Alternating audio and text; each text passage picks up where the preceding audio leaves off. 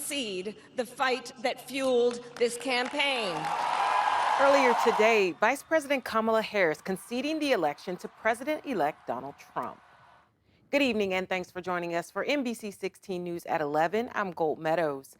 After an election like no other and a resounding victory, former President Trump is now President-elect Trump. Americans are reacting to the news and preparing for a second Trump term. NBC's Alice Barr has the latest details from Palm Beach, Florida. Reporting from near Mar-a-Lago in Palm Beach, Florida, Alice Barr, NBC News. President Biden is praising Kamala Harris in light of the vice president's election loss. In a statement today, Biden called Harris a tremendous partner, adding that she'll continue to be a champion for all Americans. The statement comes after Harris conceded her loss to Donald Trump. Biden will deliver election remarks tomorrow. Well, local Democratic and Republican voters and politicians held election watch parties last night. Our team spoke with both sides for their reaction to local, state, and national election results. Tiffany Lewis has more. At the Lane County Republican meeting, I'm Tiffany Lewis reporting. And as of tonight, it's looking increasingly likely that Val Hoyle will keep that 4th District congressional seat. Now, the race has not yet been called by the Associated Press, but Hoyle continues to lead by 9% of the vote. Hoyle added that she's willing to work with anyone, touting her work with a Republican House during her first term. Hoyle's second term will begin on January 3rd of next year. The man who passed the torch to Representative Hoyle is former Representative Peter DeFazio, who served during the first Trump term. DeFazio said he's concerned this Trump term will be much worse. I'm very worried. As for unrest among voters unhappy with the results, Governor Tina Kotek is calling for calm following the election.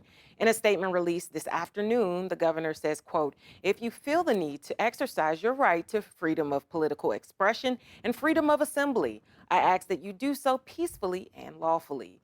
Oregonians have shown they will continue to lead with compassion, courage, and conviction, protecting a place where everyone can be themselves, feel welcome, and have equal opportunity to a healthy, prosperous life. Our laws, our policies, and our actions will remain a deterrent to any attacks on our values and our democracy. Moving now to weather with a live look over Eugene tonight. Chief Meteorologist John Mayer has a first look at your forecast. Well, The Coos County Jail's capacity may be cut in half. That's with inmates being released early due to the apparent failure of a tax levy measure this election.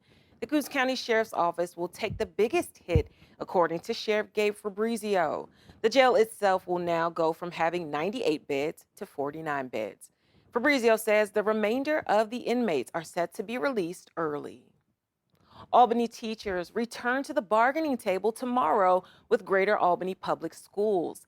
The teachers' union voted overwhelmingly last month to strike if no deal is reached by November 12th. Discussions have been ongoing for 9 months with no deal in sight. The sticking points include safer, less crowded classrooms and more resources for students with behavioral needs. The last time Albany teachers went on strike was in 1987. Well, talks also resume tomorrow between Benton County and the county's union employees. But union members aren't optimistic. Milana Grant with the American Federation of State, County, and Municipal Employees says last Friday's mediation session did not go well, with the county showing up 2.5 hours late to the meeting and offering what Grant calls a restructuring of their original proposal. Now, union workers are demanding better pay and improvements to worker safety.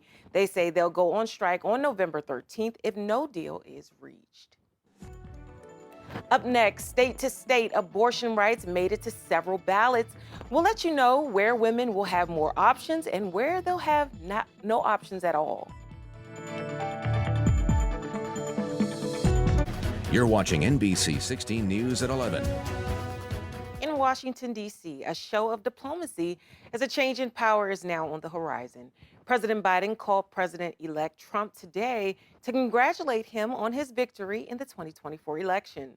According to the Associated Press, Biden invited Trump to the White House to discuss the transition during that call. The White House says staff will coordinate a date in the near future for the visit. President Biden also plans to address the nation on the results of the election. And 7 states voted to seal reproductive rights into their state constitutions. In New York, Colorado, and Maryland, where abortion is legal up to the point of viability, measures protecting abortions access will maintain current. In Missouri, the amendment will expand access to abortion, which is currently banned with no exceptions for rape or incest. And in Arizona, the amendment will overturn the state's ban on abortions 15 weeks into pregnancy. Meanwhile, abortion measures in Florida and South Dakota failed. Nebraska had dueling measures on the ballot, one invalidating the state's 12-week abortion ban to make exceptions for sexual assault, incest, and medical emergencies. The other upholds the restriction. Voters in that state chose to uphold the restriction. Well, switching gears now as Ronald Clark joins me here at the desk. What can we look forward to as we turn to sports? Well, as it's getting colder outside, I'm looking forward to getting inside. So we'll go inside for some. Gets upset by Blanchard Catholic 2-1. All right, thank you so much, Ronald. We're in for a cold night tonight. Chief Meteorologist John Mayer has a look at how low we'll go in your full forecast after the break. Rain machine going all the way through the end of the forecast. There's widespread belief the Federal Reserve will cut rates again on Thursday. But the larger question is how many more cuts can happen to preserve the job market without causing inflation to spike again? Other factors are at play, like whether the election result will force the Fed to take a different path. Most economists believe President-elect Donald Trump's agenda, if put into place, would dramatically spike prices. Special counsel Jack Smith is currently deciding how to wind down 2 federal cases against President-elect Trump. That's according to sources for the Associated Press. The Justice Department says there's no reason to pursue either the election subversion case or the classified documents case now that Trump is returning to office. It's unclear how the cases will be unwound. Well, coming up, if a commercial supersonic flight is on your bucket list, NASA could be a step closer to helping you lift off on your dream.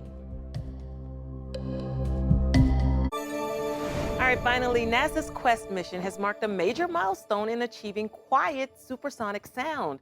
A team has started engine testing for the X-59, a low-noise supersonic experimental aircraft at Lockheed Martin's Skunk Works facility in Palmdale, California.